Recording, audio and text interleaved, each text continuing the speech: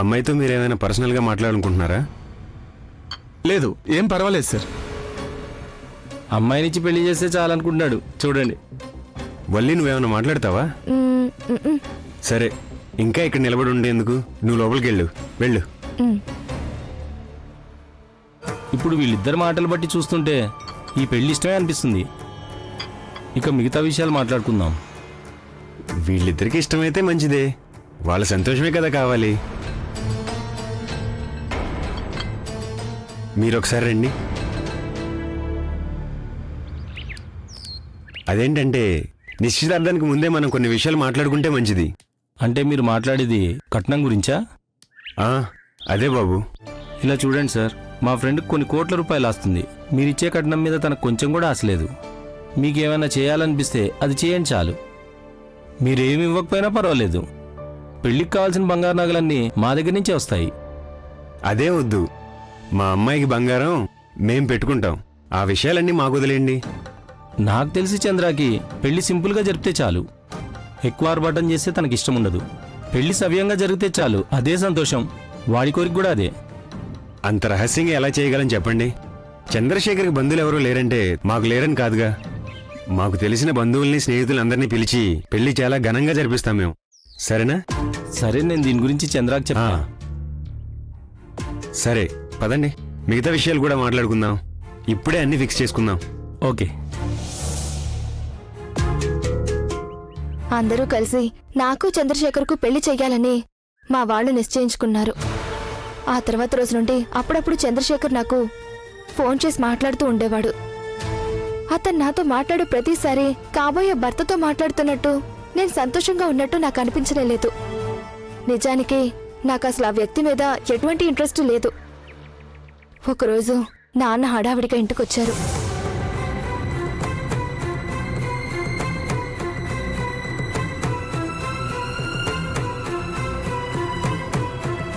నీ స్నేహితులందరికీ చెప్పావా నీ పెళ్ళని?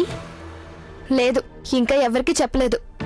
అదేంటి, మామూలుగా పెళ్లి ఫిక్స్ అయిందని తెలిసిన వెంటనే దాని గురించి స్నేహితులకు చెప్పడానికి ఆడపిల్లలు ముందుంటారు కదా. పెళ్లి చీర ఎక్కడ తీసుకోవాలి, నగలు ఎటువంటి డిజైన్స్ లో కావాలి, బ్లౌజ్ ఎలాంటి ప్యాటర్న్ లో కావాలి, మేకప్ ఎక్కడ చేయించుకోవాలి, ఇటువంటి విషయాల గురించి ఆడపిల్లలు అందరిని అడిగి మరీ చేస్తారు కదా.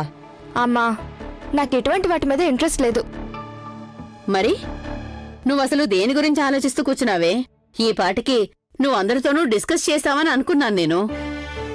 నా పెళ్లి విషయం గురించి నువ్వు నాన్న నిశ్చయించుకున్నారు కదా, అది చాలు. దీని గురించి నేను ఇంకెవరితో డిస్కస్ చేయాలి? అదేంటే, నీకు ఈ పెళ్లి చేసుకోవడం ఇష్టం లేదా? నేను నీకు చాలాసార్లు చెప్పాను కదా, పెళ్లి చేసుకోవడానికి నేను ఇప్పుడు పూర్తిగా సిద్ధంగా లేను. ఇంకా చదువుకోవాలి, ఎక్కడైనా కొన్ని రోజులు ఉద్యోగం చెయ్యాలి అని. తర్వాతే పెళ్ళన్నాను. నా మనసులో అయితే ఇదే ఉంది. కానీ మీరందరూ కలిసి నన్ను ఒత్తిడి చేశారు. అందుకే నేను ఈ పెళ్లికి అంగీకరించాను. లేకపోతే నాకిప్పుడు ఇంట్రెస్టే లేదు. చూడమ్మా, ఆడపిల్ల పెళ్లి విషయంలో చాలా జాగ్రత్తగా ఉండాలి. పెళ్లి కొడుకు గురించి మనం 1కి 10 సార్లు ఆలోచించి మనం ముందడుగు వెయ్యాలి. ఆ తర్వాతే పెళ్లి చేయాలి. ఇన్ని అవస్థలు పడి మీరు నాకు పెళ్లి చేస్తే జీవితంతో సంతోషంగా ఉండగలనా? అదీ కాక మిమ్మల్ని వదిలి నేను సంతోషంగా ఉండగలనా చెప్పు?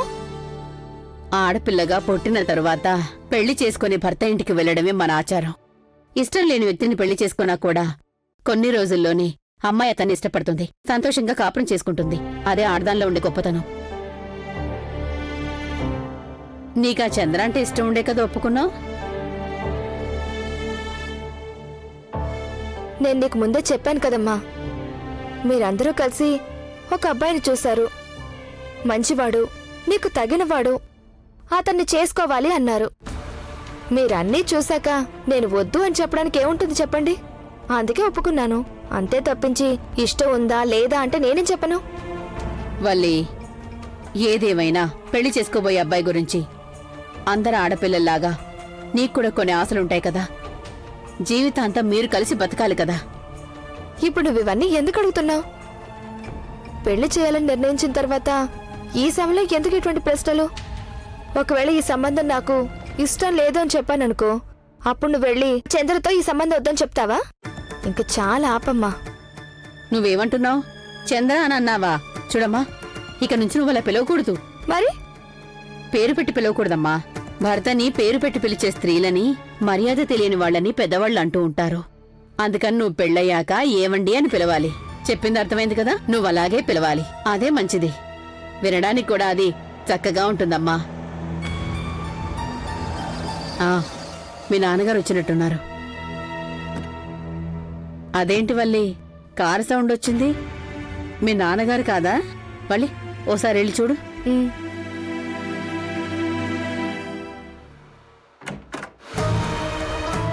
ఏమైంది నాన్నా? వెధవమ్మా, వాడు దొంగ వెధవమ్మా. ఇలా చూడు.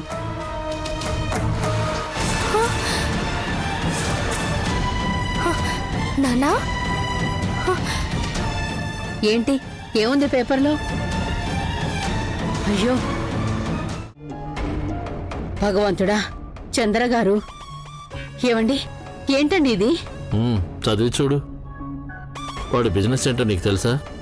ఇక్కడి నుంచి అమ్మాయిల్ని విదేశాలకు ఎక్స్పోర్ట్ చేయటం, రహస్యంగా చేయటం కోసమే ఇక్కడ ట్రావెల్ ఏజెన్సీ పెట్టారు. ఇది నిజమేనంటారా? నిజం కాకపోతే ఈ విషయాలన్నీ పేపర్లో ఎందుకు వస్తాయి? పోలీసులు ఎందుకు అరెస్ట్ చేస్తారు?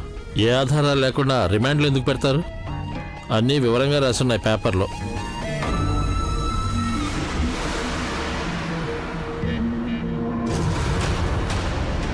ఆ భగవంతుడి దయ వల్ల నీకు ఆ ప్రమాదం తప్పింది.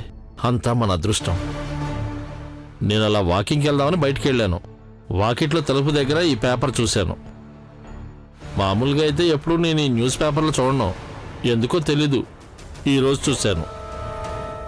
వాడి ఫోటో చూడగానే నాకు నిజంగా మర్చిపోయింది. నేనింకా ఇదంతా నమ్మలేకపోతున్నానండి. నాన్న, రాహుల్ని పిలిచి అడగండి. వాడికి దీని గురించి తెలిసే ఉంటుంది. ఇతన్నేదో దేవుళ్లాగా నెత్తిని పెట్టుకుని మాట్లాడాడు కదా. నేను వాడికి చెప్దామని ఫోన్ చేశాను. ఫోన్ ఎత్తడం లేదు. కాసేపాకి ట్రై చేస్తే వాడి ఫోన్ స్విచ్ ఆఫ్ అని వస్తుంది. అయ్యో భగవంతుడా, ఇంత చెడ్డవాడా ఇతను? పెళ్ళైన తర్వాత ఆడపిల్లలందర్నీ గల్ఫ్ తీసుకెళ్లి అమ్మేస్తున్నాడా? ఓరి భగవంతుడా, ఆ దేవుడు రక్షించాడు.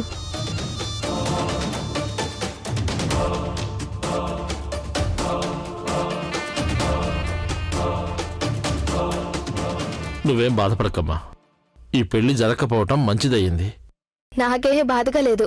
చెప్పాలంటే నాకిప్పుడు సంతోషంగా ప్రశాంతంగా అనిపిస్తోంది. ఎలాగైనా సరే ఈ పెళ్లి జరగకుండా ఆగిపోతే బావుండని ఎన్ని రోజులుగా కోరుకున్నాను. ఆ దేవుడు నా ప్రార్థన ఆలకించాడు. ఇప్పుడే ప్రశాంతంగా ఉంది. ఏదేమైనా ఇప్పుడు మనకి బాగా తెలిసింది కదా. ఇక మీదటైనా నా పెళ్లి విషయంలో ఏమాత్రం తొందరపడకూడదు.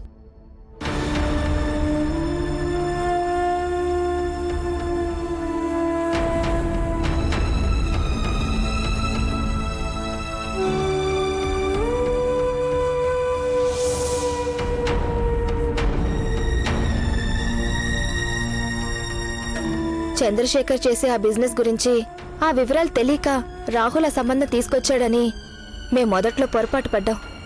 కానీ ఈ పెళ్లి జరగదని నాన్నగారు రాహుల్కి చెప్పేసిన తర్వాత రాహుల్ ఇంట్లో గొడవ చేశాడు.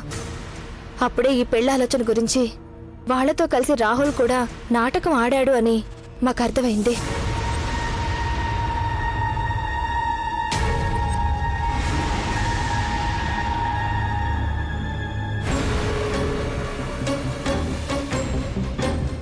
పేపర్లో న్యూస్ చదివి అదే నిజమని మీరు అనుకుంటున్నారు, అంతేనా? ఎవరో చెప్తే నమ్మాలా వద్దా అనుకునే విషయం కాదు ఇది. బిజినెస్ మ్యాన్, కోటీశ్వరుడు, మంచి స్వభావం, ఇవే కదా నువ్వు వాడి గురించి చెప్పావు. వాడు చేసే బిజినెస్ ఏంటనేది ఇప్పుడే కదా తెలిసింది. ఇటువంటి బిజినెస్లు చేస్తే ఎవరైనా కోటీశ్వరులు అవుతారు. అది ఎవరికీ అవసరం లేదు. చూడు రాహుల్, నీకు కూడా తెలుసు కదా చంద్ర ఎటువంటి వ్యక్తి అని. అయినా సరే నా కూతుర్ని అతనికి చూపించడానికి నీకు మనసులో ఒప్పింది. నిన్ను చిన్న వయసు నుంచి ఎత్తుకుని పెంచింది కదరా తను. వాడిది రక్త సంబంధం కాదు కదా. ఎవరెలా పోతే వాడికే. మీరు మీరు చెప్పేది నాకు అర్థమవుతుంది, కానీ నేను చెప్పేది కూడా మీరు అర్థం చేసుకోండి. ఇంకా ఏం వినాలి? మేము నీ మాటలు విన్నందుకే విషయం ఇప్పుడు ఎంత దూరం వచ్చింది. ఆ భగవంతుడి దయ వల్ల మా అమ్మాయి బతికిపోయింది. లేకపోతే ఆడపిల్లలతో వ్యాపారాలు చేసేవాడికి ఇచ్చి ఎలా పెళ్లి చేస్తాననుకున్నావు? తను నీకు అక్క కదరా? అయ్యో బాబాయ్, నేను చెప్పేది కాస్త వినండి. ఇది ఎవరో కావాలని ఆయన మీద పెట్టిన కేసు, చంద్ర సార్ని ఇరికించడానికి. ఎవరు కావాలని చేస్తారు? దీనివల్ల వాళ్ళకేమొస్తుంది? ఆయన శత్రువులు. బాబాయ్, చంద్ర సార్కి శత్రువులు చాలా మంది ఉన్నారు. కానీ సంబంధం గురించి మాట్లాడినప్పుడు అతనికి ఇంతమంది శత్రువులు ఉన్నారని మాకు చెప్పలేదే. అది చెప్పుంటే ఈ సంబంధం వద్దని మేము చెప్పేసి ఉండేవాళ్ళం. అయ్యో పిన్ని, శత్రువులు అంటే ఆయన్ని చంపేంత శత్రువులు కారు పిన్ని, బిజినెస్ శత్రువులు. బిజినెస్లో ఉన్న శత్రువుల గురించి నేను చెప్తున్నాను. ఎందుకంటే ఆయనది పెద్ద బిజినెస్ కదా. హ, అవును మరి. బిజినెస్ చేసే వాళ్ళందరి మీద ఇలాగే తప్పుడు కేసులు పెడుతున్నారు కదా. అతని మీద కేసు పెట్టింది ఎవరు? అతను దుబాయ్ పంపించిన 2 ఆడవాళ్లు. అలాంటి 4-5 కేసులు ఇక్కడ వాళ్ళు కూడా పెట్టారని తెలిసింది. ఎంత వివరంగా రాసిన తర్వాత ఇంకా ఎలా నమ్మమంటావు? బాబాయ్, బిజినెస్ చేసే వాళ్ళకి ఇటువంటి చిన్న చిన్న సమస్యలు వస్తూనే ఉంటాయి. 1-2 లక్షలు ఇస్తే ఇటువంటి కేసులు పెట్టడానికి చాలా మంది అమ్మాయిలు ఉంటారు. కావాలని జైల్లో పెట్టించి బిజినెస్లు దెబ్బ కొట్టాక ఆ కేసుని వాళ్లే కొట్టేస్తారు. ఇలాగే చేస్తారు. మీరు చూస్తూ ఉండండి, 2 రోజుల్లో చంద్ర సార్ బయటకొస్తారు. ఇంత ముందులానే చురుగ్గా బిజినెస్ చేస్తారు. అతను బయటకు వస్తాడు, బిజినెస్ చేసుకుంటాడు. ఏమైనా చేసుకోనివ్వు, దానికి మాకు సంబంధం లేదు. అదేంటి బాబాయ్ అలా అంటున్నారు? సారు బయటకొచ్చేస్తే మనం ప్రశాంతంగా పెళ్లి చేయొచ్చు. అందులో ఏ మార్పు లేదు. ఇందులో ఒక చిన్న మార్పు ఉంది. ఏంటి? డేట్ విషయంలోనా? డేట్ గురించి ఏం కాదు, అది అతనికి ఎప్పుడు వీలవుతుందో అప్పుడు పెట్టుకోమను. నేను అమ్మాయి గురించి చెప్తున్నాను. అతనికి నా కూతురు నుంచి పెళ్లి చేయటానికి నేనేమాత్రం ఒప్పుకోను. ఇంకెవరినైనా నువ్వే వెతుకుపెట్టు. బాబాయ్, అసలు మీరేమంటున్నారు? చెప్తుంటే నీకు అర్థం కావట్లేదా? ఈ పెళ్లి ఇక జరగదు. బాబాయ్, మీరు చేసేది కరెక్ట్ కాదు. పైగా మీరు ఇప్పుడు ఇలా మాట్లాడితే ఎలా? మరి ఇంకెలా అనమంటావు? అమ్మాయిల్ని రవాణా చేసేవాడికి నా కూతురు నుంచి పెళ్లి చేయటం నాకేమాత్రం ఇష్టం లేదు. ఇక ఈ పెళ్లి జరగదంతే. వాడు అసిస్టెంట్వేగా. అతను జైలుకి వెళ్ళినప్పుడు కూడా అతని పనులు నువ్వే కదా దగ్గరుండి అన్నీ చూసి పెట్టావు. ఇలా చేయటం కరెక్ట్ కాదు బాబాయ్. 2 కుటుంబాలు నిర్ణయించుకున్నాం. నిర్ణయించుకున్నావంతే, పెళ్లి జరిగిపోలేదు కదా. పెళ్లి జరిగాక విడాకులు తీసుకుంటున్న రోజులు ఇవి. ఇంకా ఎందుకు నువ్వు దీని గురించి కంగారు పడుతున్నావు? ఈ పెళ్లి జరగడం మాకెవ్వరికీ ఇష్టం లేదు. అందుకే ఇది జరిగే అవకాశం లేదు. అలాగని మీరు నిర్ణయించుకుంటే సరిపోదు. ఎప్పుడైనా మాటిస్తే నిలబెట్టుకోవడం మీరు నేర్చుకోవాలి. చెప్పినట్టుగా అమ్మాయినిచ్చి పెళ్లి చేయండి, లేకపోతే సమస్యలొస్తాయి. చెప్పింది అర్థమైంది కదా? నువ్విప్పుడు నాకు ఎన్ని చెప్పినా సరే ఈ పెళ్లి మాత్రం జరగదు. ఇక ఈ పెళ్లి విషయం గురించి నువ్వు మర్చిపోవచ్చు. మర్చిపోతాను, కానీ ఈ ఒక్క విషయం గురించి మర్చిపోను. ఇంకా చాలా విషయాల గురించి మర్చిపోతాను. అంటే మన బంధాన్ని కూడా. ఇటువంటి వ్యాపారం చేసే మనిషికి తోబుట్టు లాంటి అక్కనిచ్చి పెళ్లి చేయాలని చూస్తున్నావు? నువ్వు అసలు మనిషివేనా? ఇక మీదట దీని గురించి మాట్లాడద్దు. మాట్లాడాలి, నేను మాట్లాడాలి. చివరిసారిగా చెప్తున్నా, మీరు గనక ఈ పెళ్లి జరిపించలేదంటే తర్వాత అక్క భవిష్యత్తు నాశనం అవుతుంది. చంద్ర సార్తో తన పెళ్లి జరగాల్సిందే. ఇప్పుడు నాకు అర్థమైంది. మీ ఇద్దరికి మధ్య సంబంధం బాగుండటం కోసం మమ్మల్ని అందరినీ నరకంలోకి తోసేయాలనే కదా నీ ఆలోచన? అది నాకు అర్థమైందిరా. అందుకే ఈ పెళ్లి జరగదని చెప్తున్నాను. ఆలోచించుకోండి మీరు. నేను చెప్పినట్టుగా చేస్తే అందరికీ మంచిది. నువ్విక్కడ ఎవరిని బెదిరిస్తున్నావు? నువ్వు ఎవరిని చూపించినా వాళ్ళతో నేను పెళ్లికి ఒప్పుకోవాలా? ముందు నీ అర్హత ఏంటో తెలుసుకో. నువ్వు నాన్నని బెదిరిస్తున్నావు. పెళ్లి చేసుకోవాలా వద్దా నిర్ణయించుకోవాల్సింది నేను. అర్థమైందా? ఆడపిల్లని అమ్మేసి అలాంటి వాడికి భార్య కూడా నాకిష్టం లేదు. అర్థమైంది కదా? ముందేమో అన్నిటికీ ఒప్పుకొని తర్వాత మాట మార్చడం అంత మంచిది కాదు. ఒకసారి ఒప్పుకుంటే అంతే. ఈ పెళ్లికి నేను ఒప్పుకున్నట్టు నేను నీకు చెప్పానా? లేదు కదా. ఈ పెళ్లి నీకిష్టమా కాదా అని నువ్వు నన్ను అడిగావా? అది కూడా లేదు. పైగా దీని గురించి నువ్వు ఇప్పుడు మాట్లాడుతున్నావు. పెళ్లి సంబంధం తీసుకుని వచ్చాడు. అయినా ఎందుకు ఇవన్నీ మాట్లాడుతున్నావు? ఏదో పెద్ద గొప్ప సంబంధం తీసుకొచ్చినట్టు 3 అమ్మాయిలు చేసుకుని 3ని గల్ఫ్కి తీసుకెళ్లి అమ్మేశాడు. ఇప్పుడు 4వ దానిగా నేను తప్పించుకున్నందుకు సంతోషించు. బాస్ అటు బాస్. ఎప్పుడైనా ఈ విషయం గురించి నువ్వు ఈ ఇంట్లో మాట్లాడొద్దు. నాన్న, ఈ సంబంధం గురించి వీడితో మాట్లాడకండి. మాట్లాడాలంటే వీడి బాసే ఇక్కడికి వస్తాడు. అప్పుడు మనం అతనితోనే మాట్లాడదాం. చెప్పింది వినిపించింది కదా?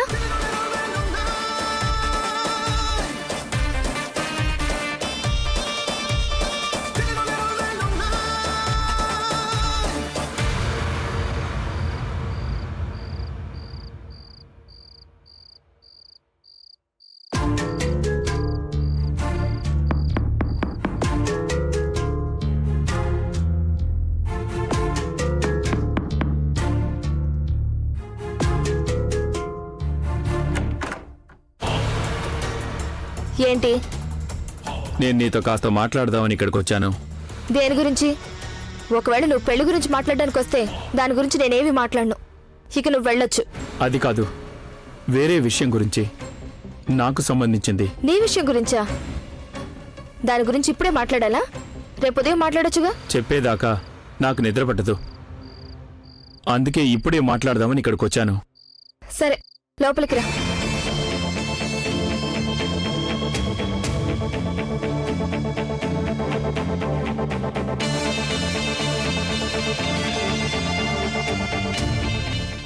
ఏం చెప్పాలనుకుంటున్నావో త్వరగా చెప్పు. నాకు నిద్ర వస్తోంది. చూస్తుంటే నీకు నా మీద చాలా కోపంగా ఉన్నట్టుంది. దానికి కారణం నువ్వే అని నీకు తెలుసు కదా. నిజమే, అన్నింటికీ నేనే కదా కారణం. అది నాకు తెలుసు. +2 అయ్యాక నేను కాలేజీలో చదవడానికి బెంగళూరు వెళ్ళాను. అక్కడంతా తలకిందులైంది.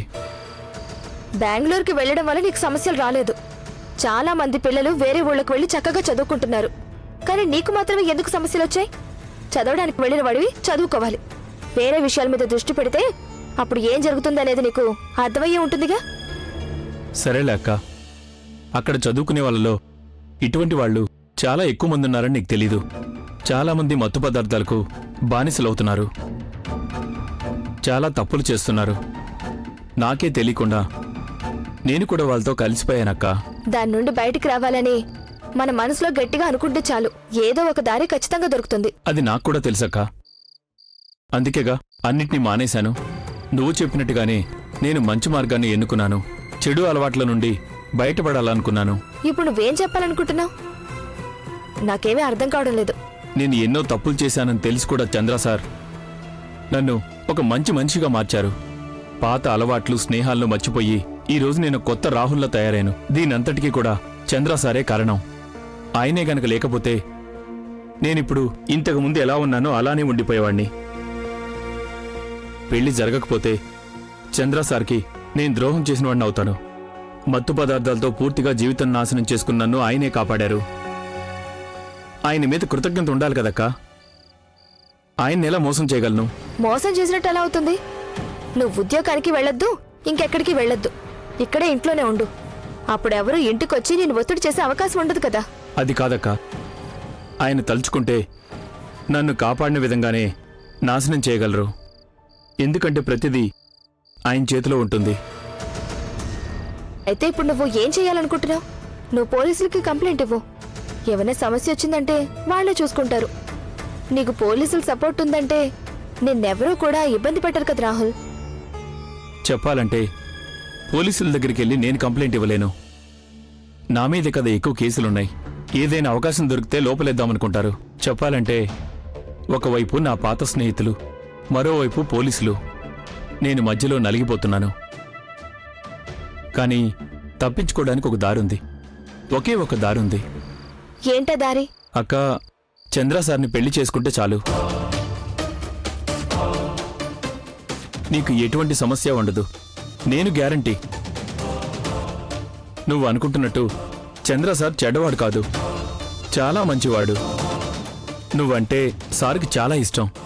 నిన్ను బాగా చూసుకుంటాడు. సార్కి ఇంతకుముందే 2 పెళ్లిళ్ళయ్యాయంటాం అబద్ధం. ఎందుకంటే ఆయన ఎవరిని గల్ఫ్కి తీసుకెళ్లి అమ్మలేదు. ఆయన గల్ఫ్కి బిజినెస్ విషయంలో చాలాసార్లు వెళ్లారు. అదే నిజం. నువ్వు నమ్మకం ఉంచు. నువ్వంటే చంద్ర సార్కి చాలా ఇష్టం. నువ్వు ఈ పెళ్లికి అంగీకరిస్తే ఎంతమంది బ్రతికిపోతామో తెలుసా? నేను, నువ్వు, మన కుటుంబం, చంద్రశేఖర్ సార్, ఆయన బిజినెస్లు, పనిచేసేవాళ్లు అందరూ సంతోషిస్తారు.